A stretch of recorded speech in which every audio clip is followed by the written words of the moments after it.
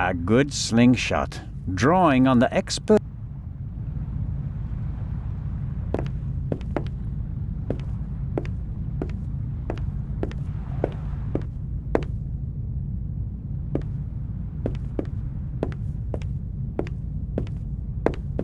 Coffee, but what?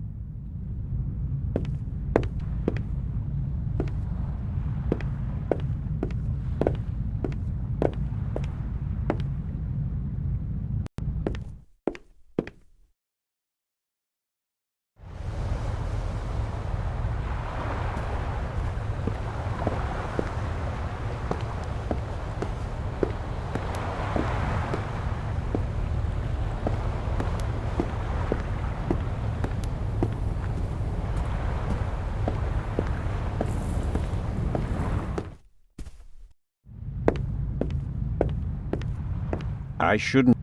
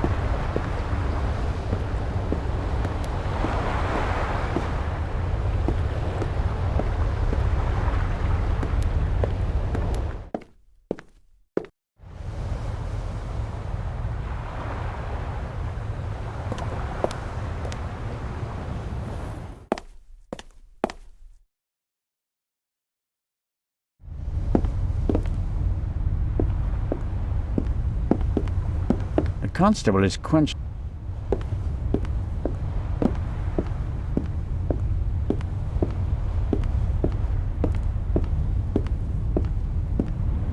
Matt is keeping himself busy with, but I think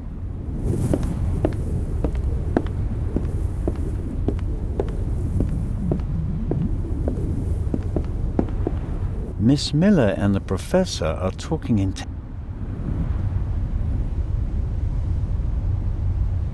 Good morning, Miss Miller. Professor Lucien? Constable Zellner, how are you? I heard you passed out last night. Well, not quite. I was poisoned. Oh. That wretch! Who do you mean by that wretch? That stowaway. That new raven. The young man can't be the murderer. Constable Oliver had already apprehended him when the shot was fired. You mean... Whoever killed the Baroness is still on the loose. I think I should take my leave. I'd like to rest for a while. One last question, Professor. Do you think the eye is well protected in the safe in Legrand's cabin? Of course it is. They assured me that it would take hours of work with heavy machinery to crack the safe. And if Legrand isn't in his cabin, Constable Oliver or I check that everything is in order every hour. I understand. I want to go back to my cabin. I'll see you later, Mary. Oh, of course. See you later.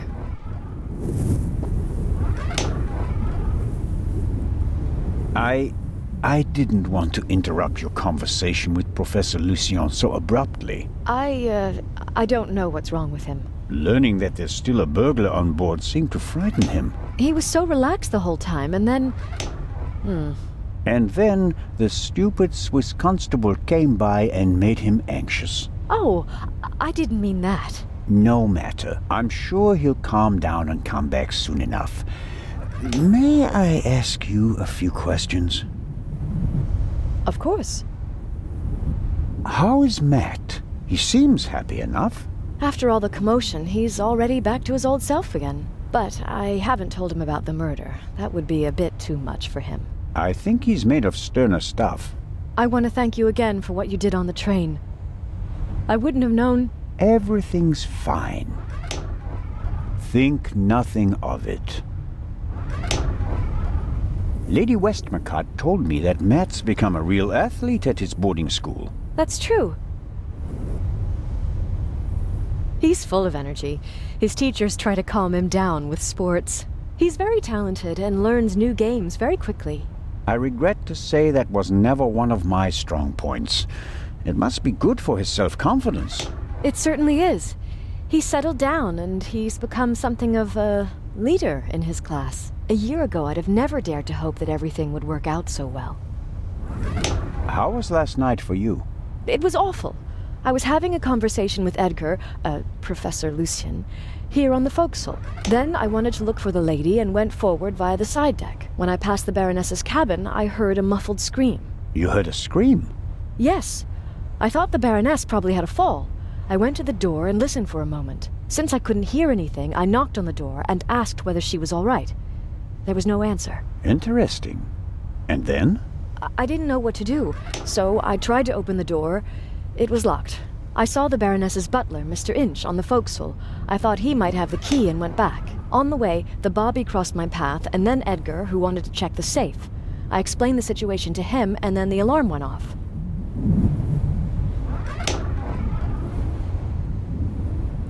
How did the scream sound?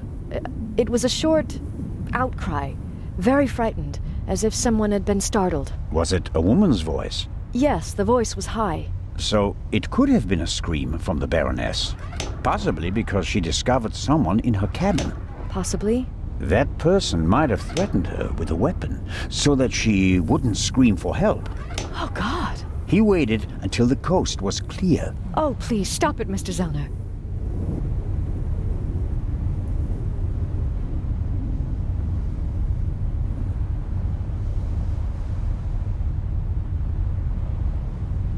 The Baroness's butler said that he was on the forecastle as well?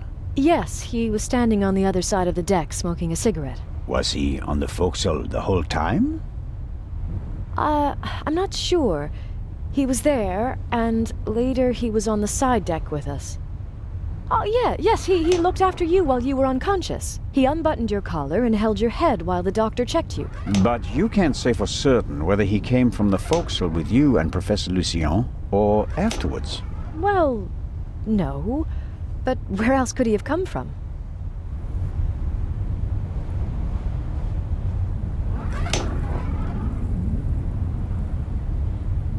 Did you report that to Inspector Legrand? Yes, last night. He was very interested and took a lot of notes. But I wanted to look for Lady Westmacott, and he let me go without further delay. He said that he'd take down my full statement today. I understand. Do you think the man from the train also killed the Baroness, Constable Zellner? I don't know yet. It's horrible. Explosions, thieves, murderers. This isn't the right place for a lady and a little boy.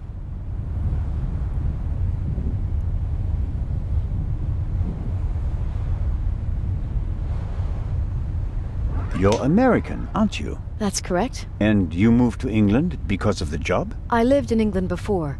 During the Second World War, I volunteered. I worked in a pharmacy on a US base north of London. In a pharmacy? Interesting. Well, it was the war and everyone was sent where they could help best. Please, go on, Mrs. Miller. After the war, I studied music in London. I met my husband there. We married and went back to the States together. He was also American? No, English. But he said he had problems with his family and he wanted to be as far from them as possible. And you gave up your studies for him? Well, yes, I did.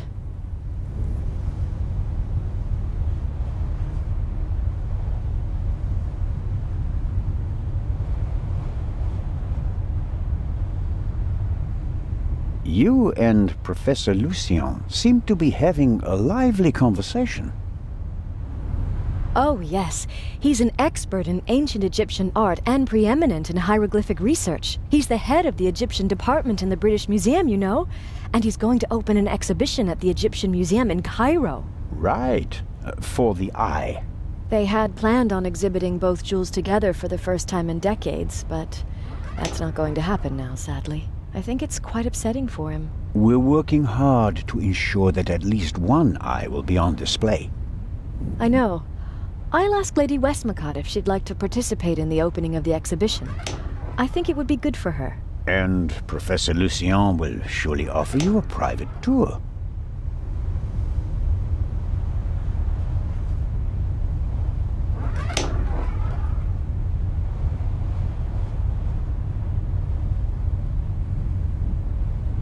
Life as a single mother couldn't have been easy. It was pretty tough then. I worked from morning till night, and it was still only enough for the bare necessities. And I couldn't give Matt all the attention he needed. And then Lady Westmacott entered your life. It was like an angel appeared to me. She must have offered me the position out of pity. I had no experience as a carer. She made me a generous offer. I couldn't believe it. And she really adores Matt. She's offered him a good education, and now he has every opportunity in life. An almost unbelievable story. I'm still afraid that it's a dream and that I'll wake up one day.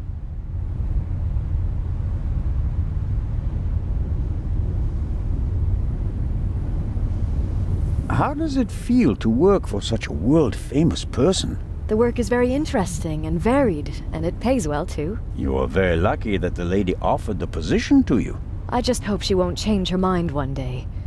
What would become of Matt's education then? I really make an effort to measure up to Lady Westmacott's expectations, but sometimes I feel like I fall short. Lady Westmacott couldn't ask for a better companion. I'm saving up as much money as I can all the same. I'd do anything so that Matt doesn't have to give up his new life. Lady Westmacott dropped a hint on the train that she killed her hero, Partout. What did she mean by that? Oh, she must have meant the manuscript. Manuscript? She always takes it with her. It's an unpublished Partout novel. I once asked her why she never published it. She said that according to her will, the novel's only to be published after her death. And in it, Partout will be killed? Maybe. I've never read it. No one has. You'd better ask her yourself.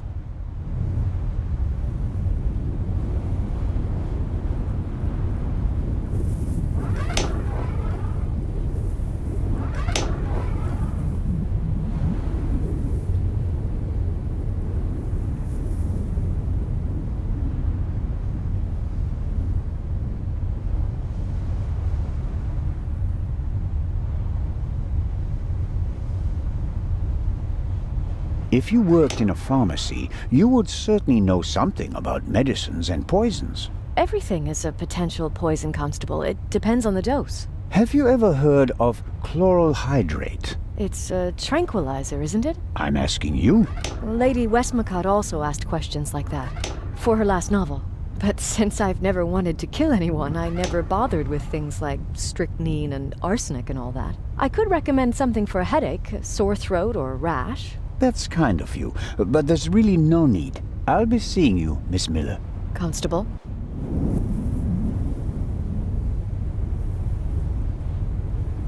Maybe Miss Miller. Unfortunate people with...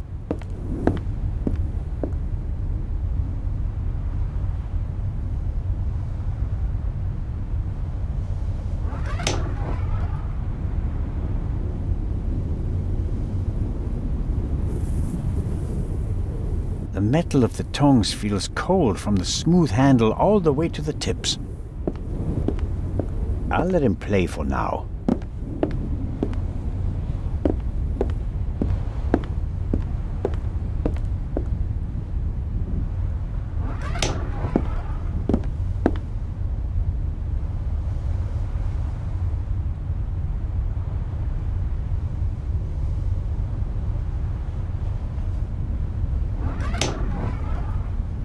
He could be more cooperative, but in the end, he's just doing his job. No reason to shoot a stone at his head.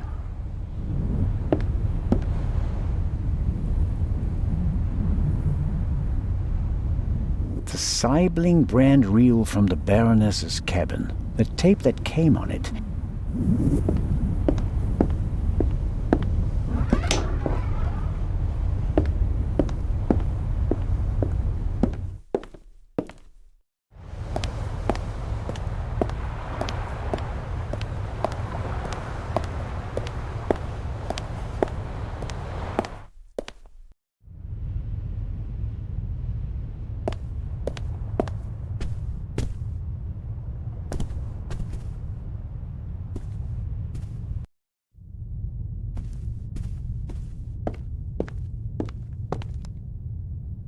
I need something to open the lock.